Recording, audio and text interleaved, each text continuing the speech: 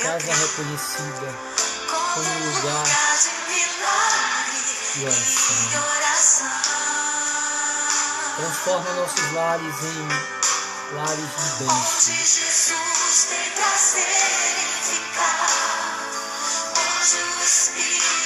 Presença visível do Espírito Santo. Presença vivida, presença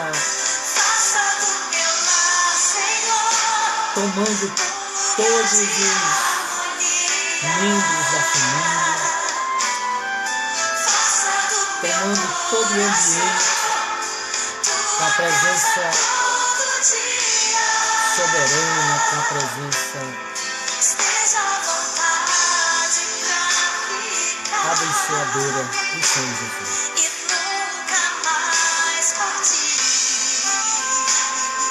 Fica conosco, Senhor. És bem-vindo. A casa é tua, Senhor.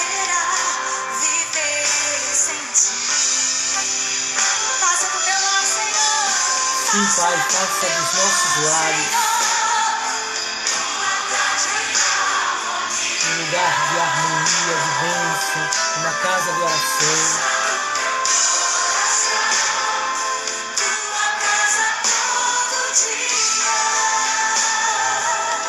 Essa é a nossa oração, o nosso desejo.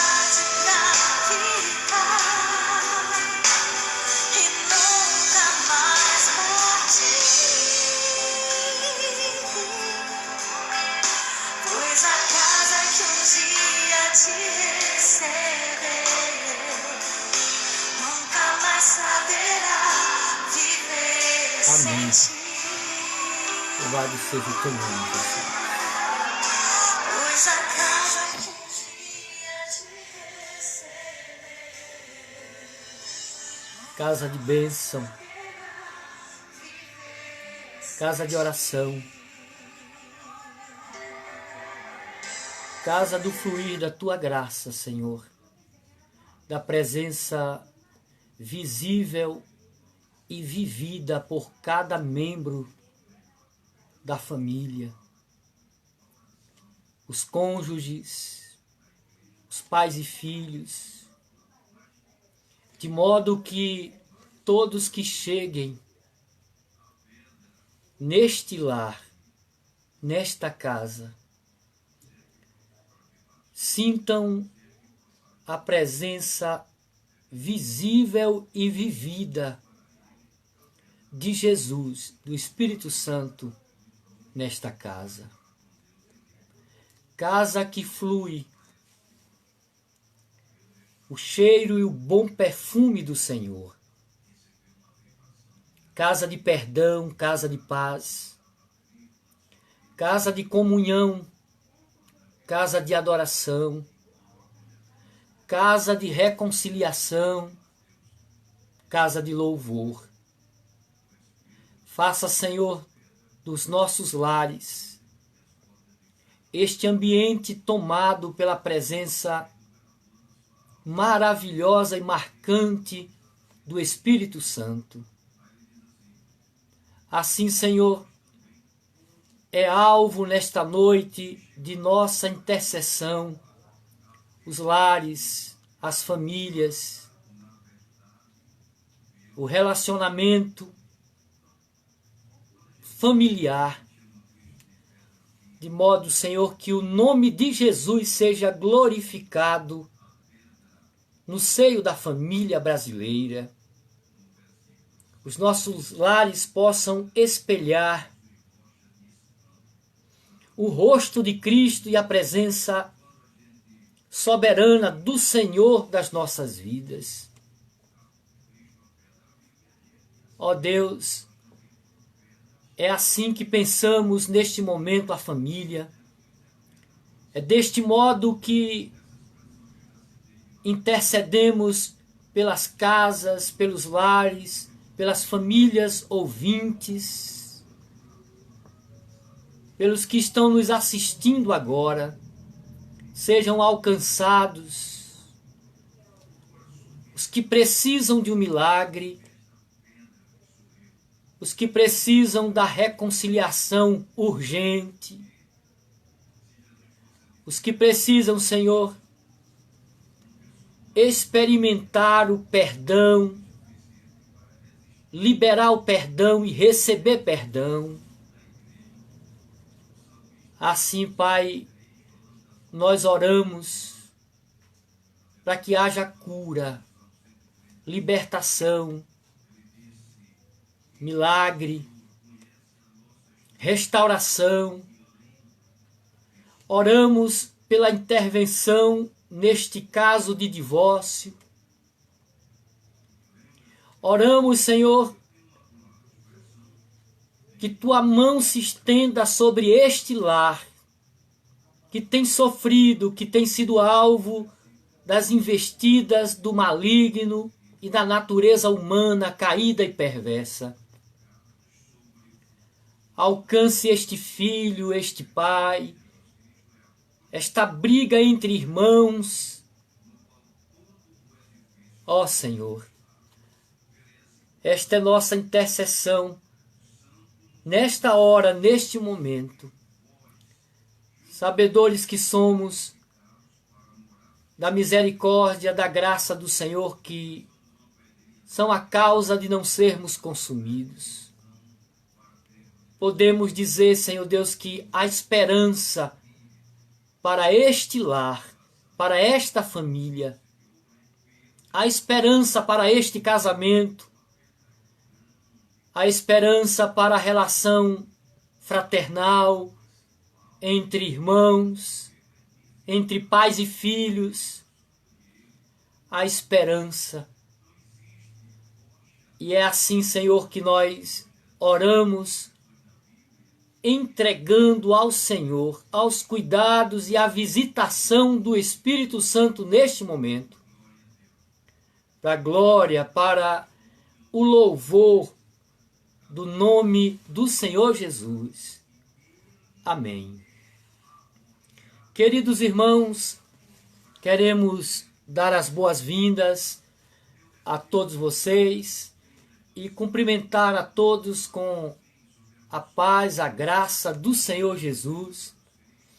É bom estarmos mais uma vez neste momento, domingo à noite, para compartilharmos a sequência e hoje o último título, Jesus em minha casa.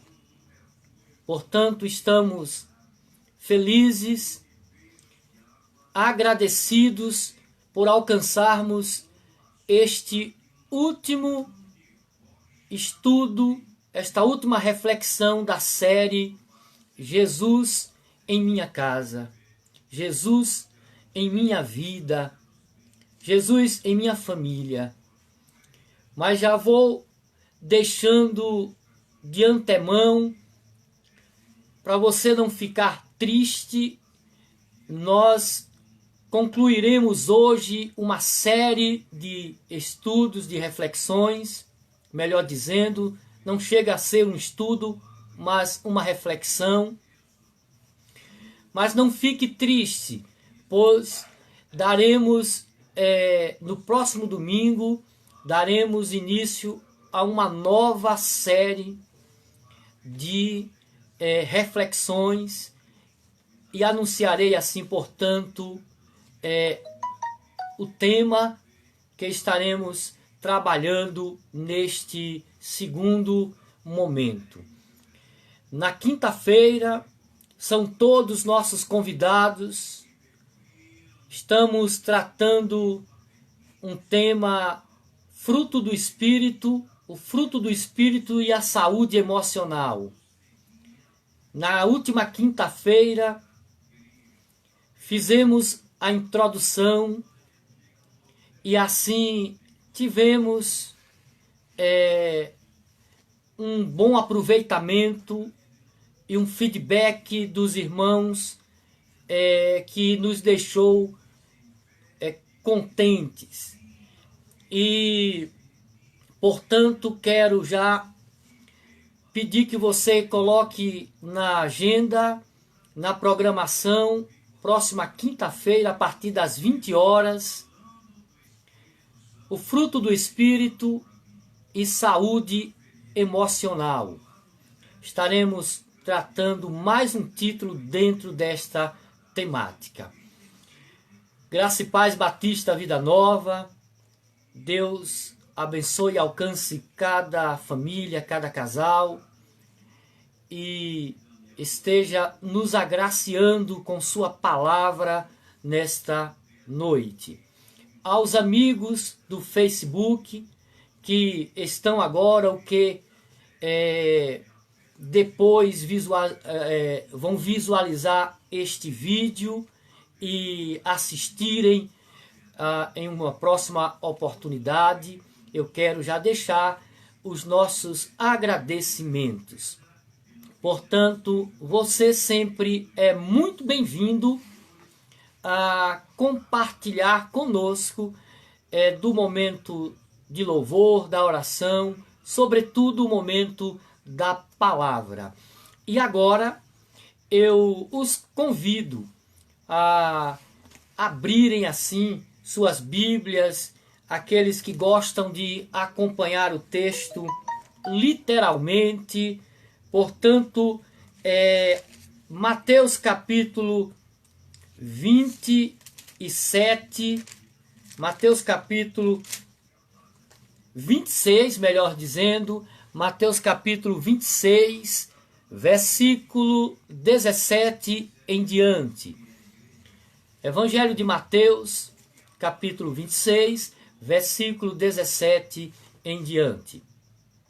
Eu quero falar do atraso, não comecei às 19 horas, por conta que estava em trânsito da cidade de Conceição do Coité até a localidade da casa dos meus pais.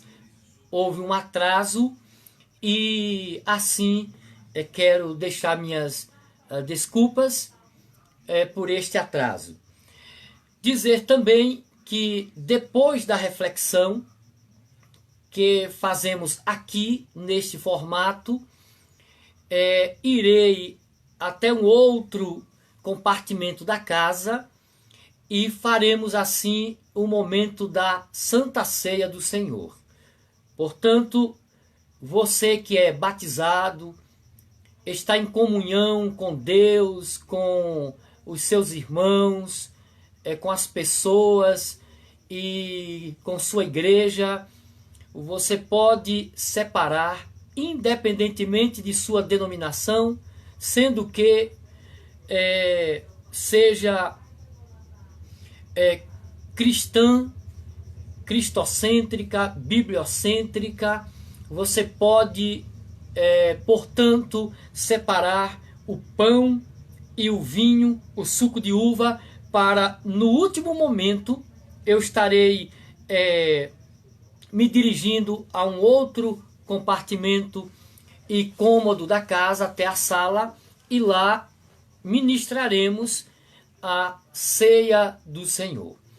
O texto diz respeito à Santa Ceia e a última que Jesus, antes de subir ao Calvário, realizou com os seus discípulos. Mateus capítulo 26, versículo 17 e seguintes. Eu quero que você nos acompanhe assim na leitura deste texto. E no primeiro dia da festa dos pães asmos, chegaram os discípulos junto de Jesus, dizendo: onde queres que façamos os preparativos para comeres a Páscoa? E ele disse: ide à cidade a um certo homem, e dizei-lhe: o mestre diz, o meu tempo está próximo. Em tua casa celebrarei a Páscoa com os meus discípulos. 19. E os discípulos fizeram como Jesus lhes ordenara e prepararam a Páscoa. E chegada a tarde, assentou-se à mesa com os 12. E comendo com eles, disse: em verdade vos digo que um de vós me há de trair. E eles, entristecendo-se muito, começaram cada um a dizer-lhe: porventura sou eu, Senhor? E ele respondendo disse: o que mete comigo a mão no prato, esse me há de trair. Em verdade o Filho do Homem vai, como acerca dele está escrito. Mas ai daquele homem por quem o Filho do Homem é traído. Bom seria para esse homem se não houvera nascido. Versículo 25. E respondendo Judas, o que o traía, disse: porventura sou eu, Rabi? Sou eu, mestre? Ele disse: tu disseste. E quando comiam, Jesus tomou o pão e, abençoando, o partiu e o deu aos discípulos e disse: tomai, comei, isto é o meu corpo.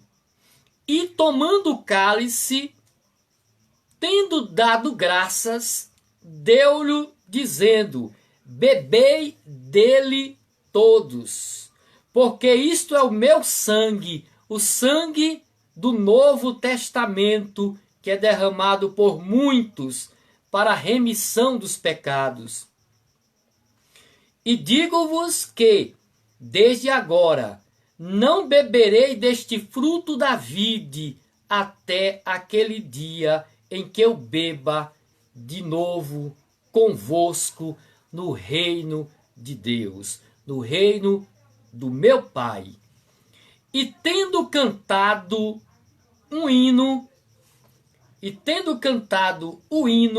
saíram para o monte das oliveiras. Pai, eis aqui tua palavra, Senhor, poderosa palavra, alimento e vida para a nossa alma. Eis aqui, Senhor, tua boca a nos falar. Espírito Santo, nos conduz em esclarecimento, em obediência. Ó Senhor, nos leva nesta noite ao perdão, ao arrependimento, ao reconhecimento e à gratidão. Nos leva nesta noite, Senhor, à reconciliação, ao louvor e à adoração, sabendo de tão grande amor. Obrigado, Senhor, por nos amar primeiro. Obrigado, Senhor, por nos resgatar e transportar, tendo pago um alto preço. O Senhor nos tirou do reino das trevas para o reino do Filho do seu amor. Que nesta noite, ao celebrarmos a ceia, os nossos corações estejam cheios de gratidão, de louvor, de adoração, de reconhecimento. Que os nossos olhos espirituais se voltem para o alto da cruz, para a cruz do meio, e que tenhamos, Senhor Deus, gratidão e obediência, louvor e adoração. Grande foi a obra do Senhor por nós. Assim, Pai, abrimos nossa boca para falar a Tua palavra neste momento, e que os corações estejam receptivos à Tua palavra, como a terra está a semente. Em nome de Jesus, nos alcance, Senhor, nas diversas circunstâncias que nos encontramos agora, nos diversos locais, e não importa a distância, que o Teu Espírito nos alcance, e assim cumpra-se em nós a Tua vontade. Oramos em nome de Jesus e para a glória do Senhor Jesus. Amém. Queridos irmãos, Mateus capítulo 26, 17 ao versículo 30, se você desejar acompanhar com sua Bíblia aberta o último título da série, Jesus em minha casa. Hoje temos a oportunidade de concluir e passamos em várias páginas dos evangelhos, visitando o texto bíblico juntamente com as visitas de Jesus e refletindo em cada uma delas, naquilo que ele realizou, operou e salvou. Hoje chegamos no último título, na última casa que queremos tratar. Com ela, chegamos também no final do mês a um tema da Santa Ceia e a realização da ceia. Prepare-se para, juntamente, não importando a distância, comungarmos. E assim, do mesmo Espírito, e nesta mesma comunhão, deste momento tão sagrado e importante da igreja. Quero trabalhar no título Uma Casa Dramática. Eu não vou dizer uma casa descontrolada, não. Pois o que veremos e o que a leitura já nos deixou a par é que Jesus está no controle de uma situação que seria para qualquer administrador material, emocional e espiritual impossível. A casa é uma casa dramática pelo enredo e pelas coisas que se dão nesta narrativa. Eu vou elucidá-las e trazê-las, e os irmãos perceberão que realmente seria impossível a qualquer humano, exceto Jesus, 100% humano, 100% Deus, administrar esta situação dramática desta última casa. Uma casa dramática. Aqui se dá o traído sentando à mesa com o traidor. É um drama. Se não fosse Jesus, esta casa e este ambiente dramático não teria sido conduzido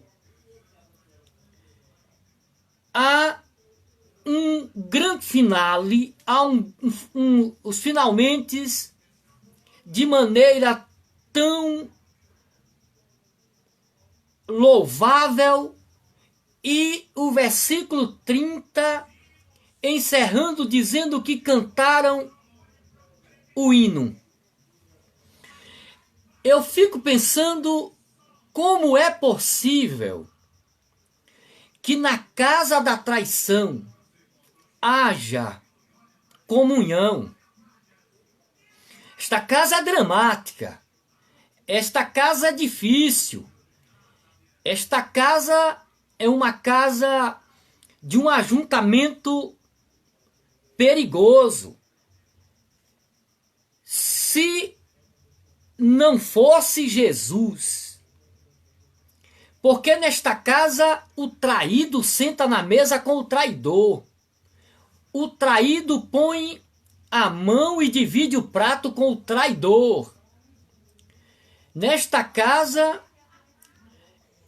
de traição termina com um louvor.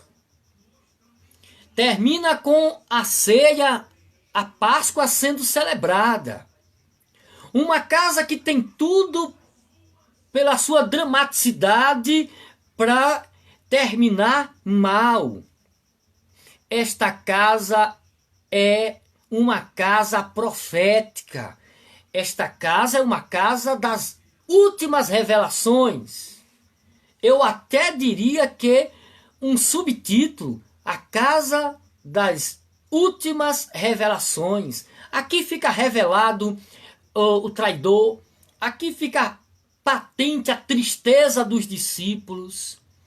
Aqui fica esclarecido o senhorio de Jesus, o domínio que ele tem e que ele não é um refém do tempo. Jesus não é um refém da história, um refém do tempo. Ele disse: a minha vida ninguém a toma, eu a dou. O Pai entregou.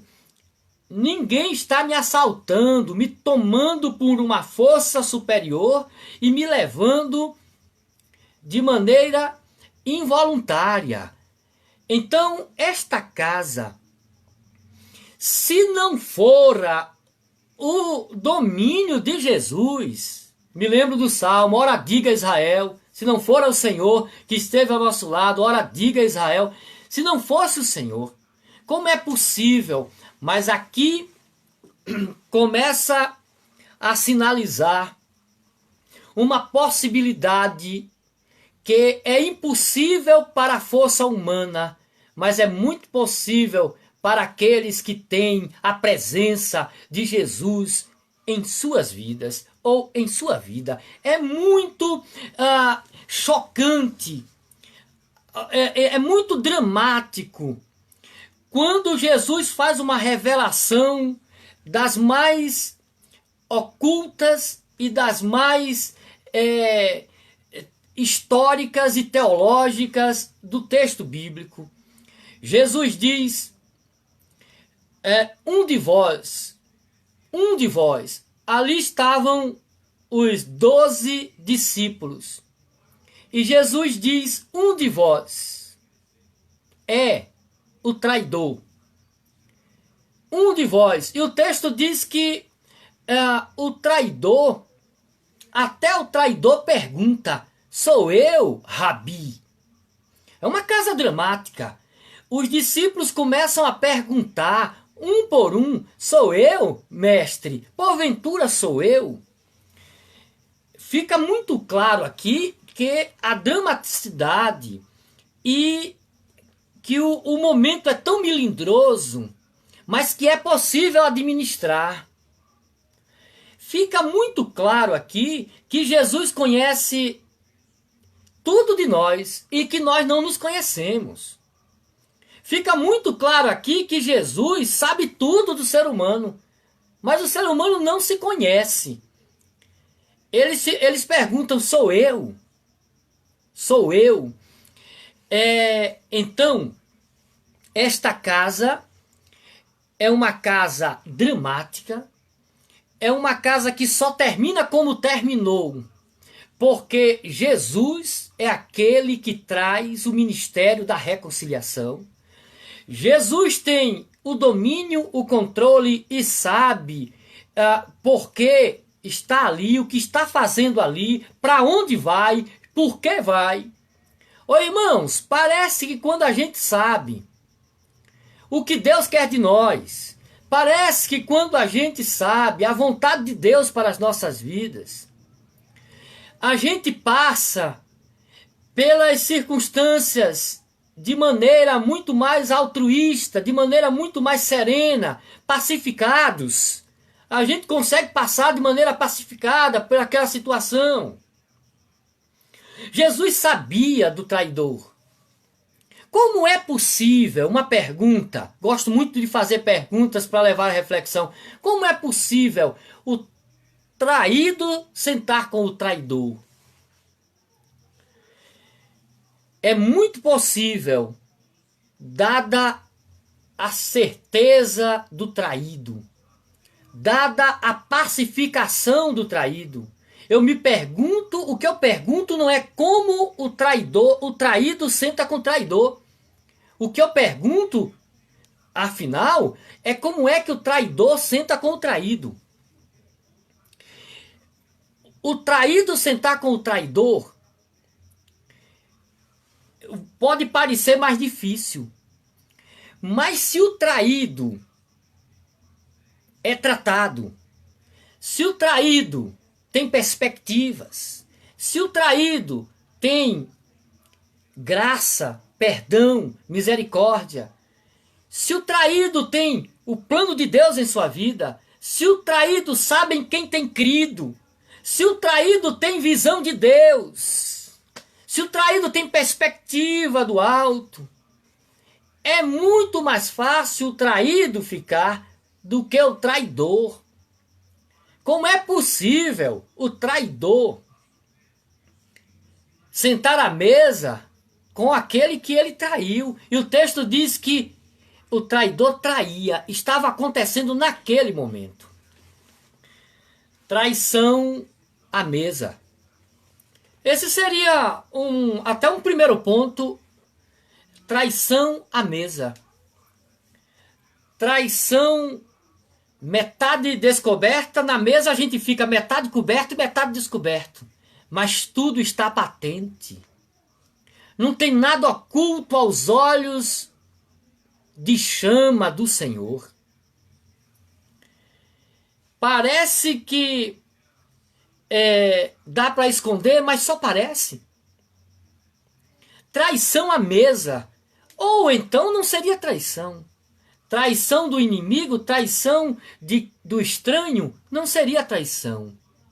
Traição daquele que põe a mão no prato comigo. Irmãos amados, de onde vem esta temperança? De onde vem esta certeza? De onde vem esta paz pacificadora?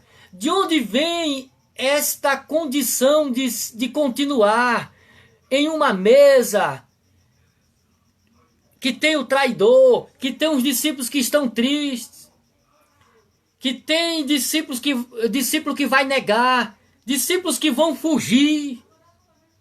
Como é possível?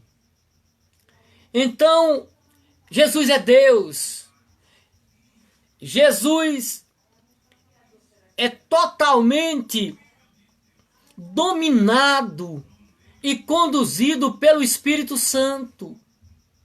A sua vida desde o ventre, contando o aspecto corpóreo desde o ventre, toda conduzida pelo Espírito. É por isso Jesus sabe do projeto. Jesus sabe da vontade do Pai. Jesus sabe do que lhe aguarda. Então, irmãos, traição à mesa. É possível superar uma traição? É possível ter projeto para além da traição? É possível ter caminhada para depois da traição? É possível que a traição não me paralise, que a traição não estanque o meu projeto de vida? É sim, em Cristo. Em Cristo Jesus. Os projetos são mais altos, são maiores, transcendem. Ele tem paz, ele é o pacificador. Uma casa dramática, uma casa que os 12 estão tristes, um está traindo, com 2 gestos íntimos, põe a mão no prato e depois encosta o seu rosto no rosto do traído. O traidor íntimo, o traidor revelado, o traidor escancarado. Queridos irmãos, gostaria de pensar que esta condição espiritual para conduzir o projeto de Deus em sua vida é possível em meio à traição, em meio à casa dramática, à tristeza, em meio a aquele que nega, em meio a uma condição toda diversa. A ceia foi celebrada na casa da traição. A ceia foi celebrada na casa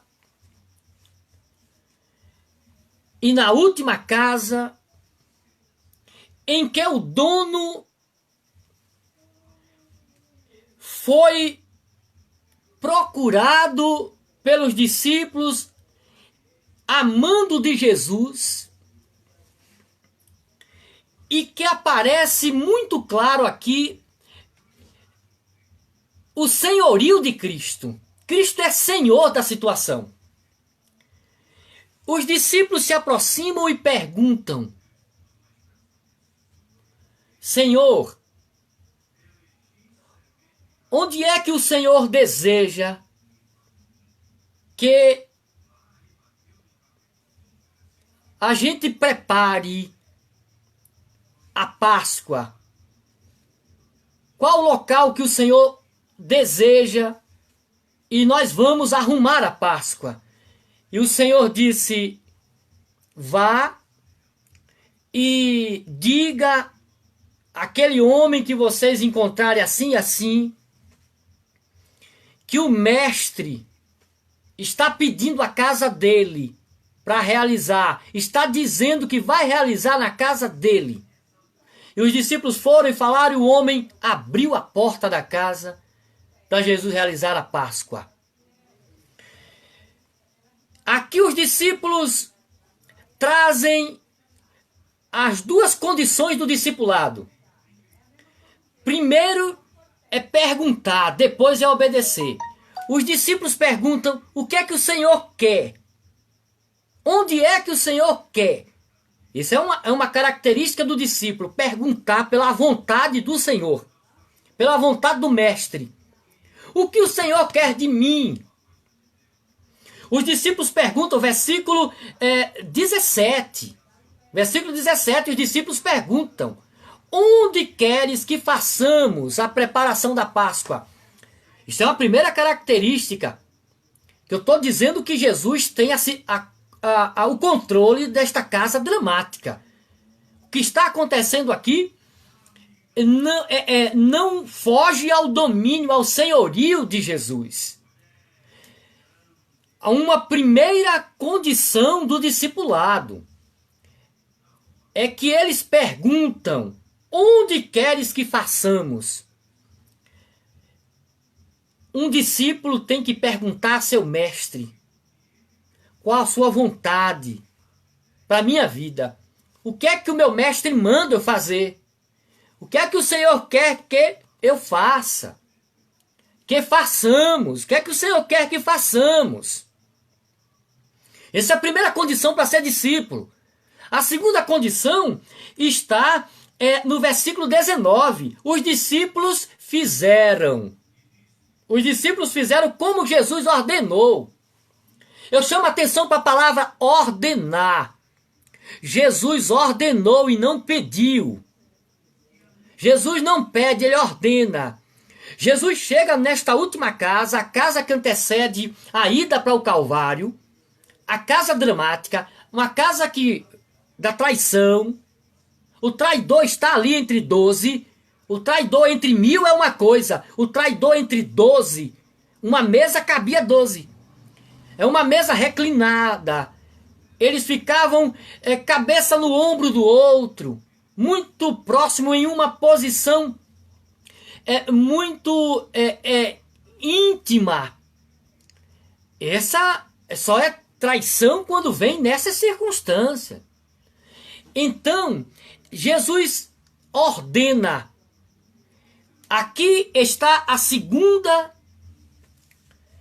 condição para ser discípulo. A primeira é perguntar. Ei, nós temos que perguntar. Ô irmãos, nós temos que perguntar em oração. Nós temos que perguntar a Jesus. Nós temos que perguntar a Deus. É assim que o Senhor quer. Porque se a gente pergunta e faz outra coisa, para que perguntou? Se a gente chama de Senhor e não obedece, ele não é Senhor. A primeira condição para ser discípulo é perguntar qual é a tua vontade nesse namoro. Qual é a tua vontade neste negócio? Qual é a tua vontade nessa viagem? Qual é a tua vontade nessa compra? Qual é a tua vontade nessa circunstância? Qual é a tua vontade, Senhor? E aí tem que ouvir. Porque não pode perguntar qual é a tua vontade e virar as costas. Não pode perguntar qual é a tua vontade e fazer ouvido de mercador. Entra aqui e sai ali. Não liga. Não pode ser assim. Primeira condição para ser discípulo, pergunta qual é a tua vontade para que façamos. Qual é a tua vontade para a gente fazer. E depois que ouve a vontade dele, vai e faz. Dois lados de uma moeda. Dois lados de uma moeda. Pergunta o que é que o Senhor quer. O Senhor quer que façamos o quê? E o Senhor diz e a gente vai e faz. Porque agora o Senhor pode mandar uma coisa que você não queira, mas o seu querer não quer nada. O seu querer não tem que querer nada. A sua vontade não tem que ser prevalecente em nada. A sua vontade não é boa. A sua vontade não é agradável. A sua vontade não é perfeita. A vontade dele é boa, perfeita e agradável. A minha vontade, a nossa vontade não é boa. Nossa vontade só é boa quando está na palavra. Nossa vontade só é boa quando está direcionada. Então, uma viagem, um negócio, qualquer coisa, se o Senhor quiser, iremos, retornaremos, se o Senhor quiser. Então, esta casa dramática não é casa descontrolada. Tem um drama aqui, tem um drama espiritual, tem um drama escatológico, tem um drama aqui muito difícil para qualquer ser humano conduzir, administrar. Mas o Senhor da história, o Senhor do tempo, Jesus diz, minha hora está próxima. Isso quer dizer que ele tem o controle do tempo. Ele tem o controle da situação, é por isso que ele não se altera. De onde vem esta paz? De onde vem esta paz? Que eu coloco a mão no prato junto com quem me trai. E não é cinismo, não é cinismo. E não é dissimulação, não é dissimulação, não é cinismo. Que condição é esta? Que espiritualidade é esta? Aí a pergunta é possível a igreja? É possível continuar depois daquele problema na igreja? É possível continuar depois daquele problema no casamento? É possível transcender depois daquele problema com a família? É possível dar continuidade e continuação ao projeto depois de tudo aquilo que aconteceu? É possível, porque ele e nele, por ele. Então, ele opera em nós a condição, o Espírito Santo, o fruto em nossas vidas, a presença do Espírito Santo em nós, produz a condição para olharmos nos olhos do traidor, para reconciliação. O fruto, o Espírito Santo em nós, produz a condição para caminharmos juntos. O Espírito Santo em nós, ele nos dá a temperança, o domínio próprio. Jesus estava tranquilo, Jesus estava em paz, Jesus estava soberano da situação, Jesus sabia para onde estava indo, Jesus sabia por que veio, Jesus sabia o tempo, a hora. Portanto, o traído revela o traidor. O traído revela o traidor. Sabe tudo do traidor. E quando o traidor diz, porventura sou eu, Judas diz, porventura sou eu. Queridos irmãos, eu não conheço muitos homens chamados Judas. Eu não conheço muitos homens ou nenhum homem chamado Judas atualmente. Eu nunca conheci um Judas de perto, um homem chamado Judas. Eu nunca conheci. Muito prazer, meu nome é Rodson. meu nome é Judas. Eu nunca conheci um homem chamado Judas. Mas eu conheço muitos Judas na história. Mas eu conheço muitos Judas na história. Queridos irmãos, e Judas diz, porventura sou eu? E Jesus diz assim, tu o disseste. Jesus não pergunta, tu disseste? Jesus afirma, tu disseste. Nada se pode contra a verdade, senão pela verdade. Só a verdade norteia, só a verdade salva, só a verdade cura. Mesmo quando é um remédio amargo, a verdade precisa ser dita, vivida e assumida. Você pecou, pequei. A verdade, Jesus diz para ele, tu disseste. O traidor está à mesa, o traidor está dentro de casa. Os nossos lares podem ser um ambiente de muita dramaticidade e você se prepare, porque Jesus lhe dará a condição para administrar situações dramáticas. Esta casa tinha tudo para ser uma casa bomba. Mas o Senhor está ali, o Senhor da história, o Senhor do tempo, o Senhor das emoções, o Senhor das vontades. O Senhor está ali e o pecado é revelado e Judas não é jogado fora, Judas é quem sai. Judas não é morto, Judas é quem morre, é quem se mata. Não é Jesus quem trai, Jesus é o traído. Jesus já tomou a decisão dele. Não é Jesus quem mata, Jesus é quem morre. Não é Jesus quem trai, Jesus é traído. Esta é sua decisão. Essa é sua postura. Jesus não coloca Judas para fora. Jesus não o empurra e o tira do rol de discípulos. Participa da Páscoa, participa da ceia. Põe a mão no prato, se revela. Um Senhor, Jesus é Senhor de toda circunstância, tem todo o domínio, controla. Esta casa poderia cair, mas ali está o esteio, ali está a coluna, ali está a pedra fundamental, Jesus. Ele segura, Ele sabe, Ele conhece. Ele nos capacita a superar a traição, Ele nos capacita a superar a adversidade, o vento contrário, as intempéries, os que negam, os que traem. Ele nos reveste com poder e o Espírito Santo é este poder que produz e faz manifestar em nós amor, temperança, alegria, paz, gozo, longanimidade. Jesus tem um ânimo longo com Judas. Jesus não xinga, Jesus não esbraveja, Jesus não revira a mesa. Jesus fala. Jesus trata com a verdade. Jesus tem a visão clara para onde está indo, de onde ele vem, para onde vai.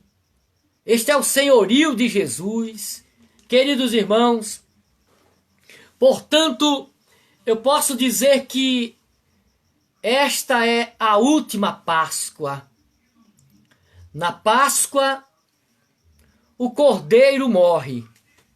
Na primeira Páscoa, quando a Páscoa foi instituída, a primeira de todas, lá no Êxodo, no início da Bíblia, no início do povo hebreu, ela começou e tem tudo a ver com a casa. O sangue foi posto nos umbrais da porta, nas casas.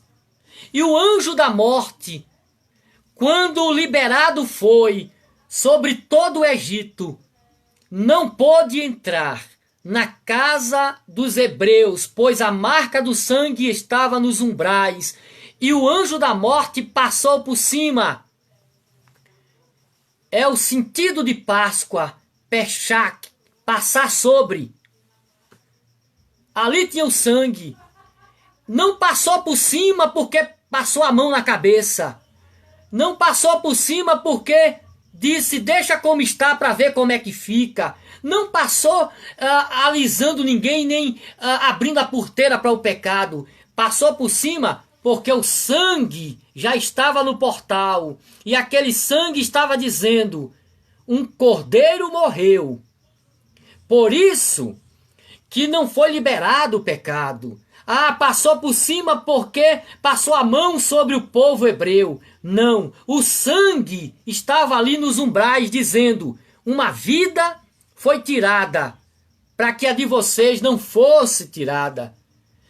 A primeira Páscoa começa na casa e a última Páscoa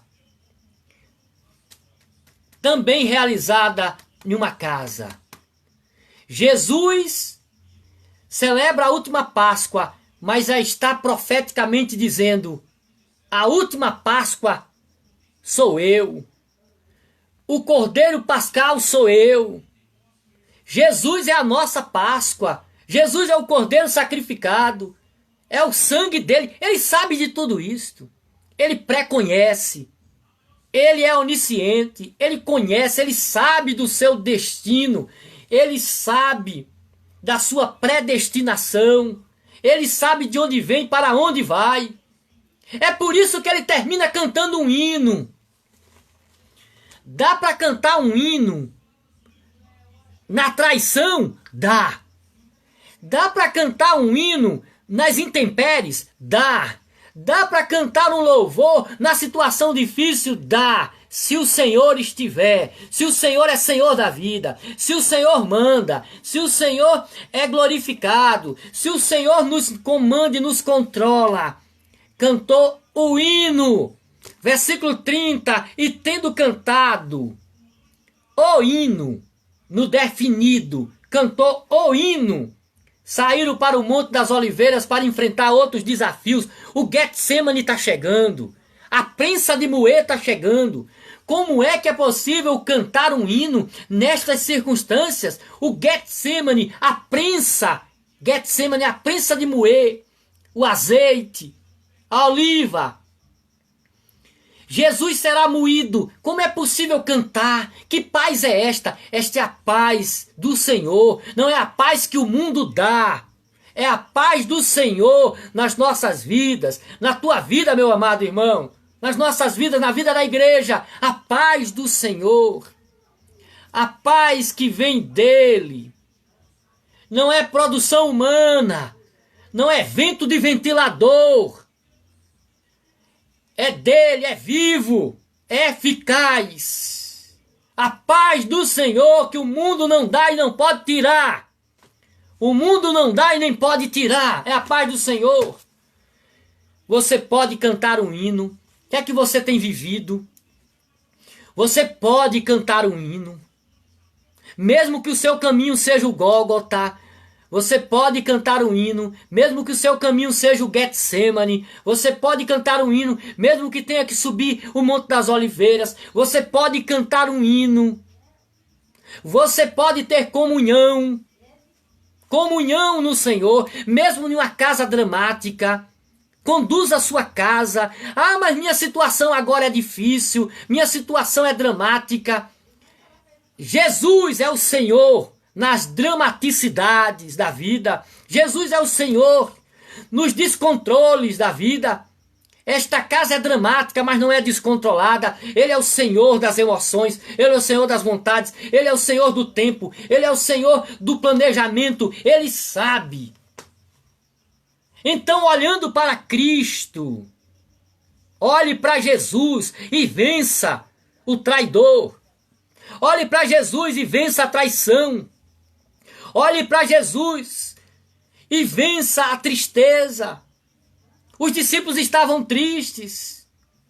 Obedeça a Jesus, ouça Jesus e obedeça. É o caminho de nossa restauração, reconciliação, de nossa vida espiritual, de nossa saúde espiritual. Perguntar o que o Senhor quer e depois de ouvir, fazer o que Ele disse que quer. O que o Senhor quer? Ele diz. Aí você faz o que Ele disse que quer. Queridos irmãos, eu chego no final para ir completar com a Santa Ceia do Senhor. Vamos finalizar com a celebração da ceia, porque vai ter ceia na casa que tem o traidor. A ceia não é para ficar sem tomar. A ceia é para tomar depois de examinar-se. Examine-se, pois, o homem a si mesmo. Portanto, queridos irmãos, Jesus conclui tudo isso com a ceia. A traição não impediu. A tristeza não impediu.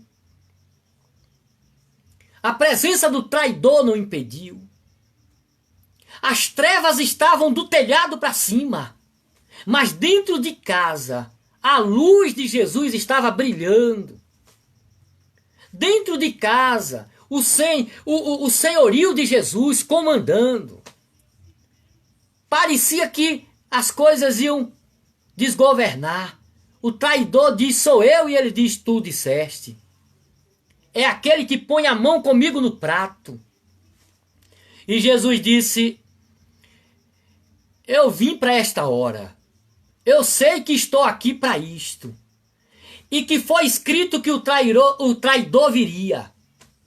Está escrito na profecia. Mas ai do homem que trair o filho do homem. Ai do homem que trair o filho do homem. É melhor não ter nascido. Portanto, irmãos, queremos concluir este momento e nos dirigirmos assim para um momento final, dizendo que Jesus nos capacita a continuar caminhando, a continuar comungando, a continuar perdoando, a conviver com os desafetos, a suportar os irmãos, a suportar até traição. Ele nos capacita porque nós não temos capacidade em nós mesmos. É fruto. É a operação do Espírito Santo em nós. Portanto, a casa que foi anunciada ao traidor termina com louvor. A casa que o traidor está dentro tem partir do pão, comunhão. Você não precisa paralisar pelo que lhe aconteceu. Você não precisa desistir pelo que aconteceu e pelo que fizeram com você. Você não precisa parar, retroceder. Deus tem planos. Deus tem projeto. Saiba o que Ele quer para a sua vida e olhe, fixe os seus olhos. Olhe para o alto. E as baixezas da vida não vão lhe paralisar. Olhe para o alto. E as coisas desta vida não vão lhe paralisar. Olhe para Cristo, o alvo. E as coisas desta vida não vão lhe estagnar. Eu digo que dá para viver mesmo cercado por circunstâncias adversas, mesmo enfrentando dificuldades e até traição. Ele tem o poder que lhe capacita a continuar, mesmo vivendo o que você tem vivido. Que Deus em Cristo nos abençoe. Irei para a sala e ministrarei a ceia. Prepare o seu pão, prepare o seu vinho. E vamos vencer a traição comungando. Vencer a tristeza partindo o pão. Cantando um hino e louvando ao Senhor. Deus abençoe.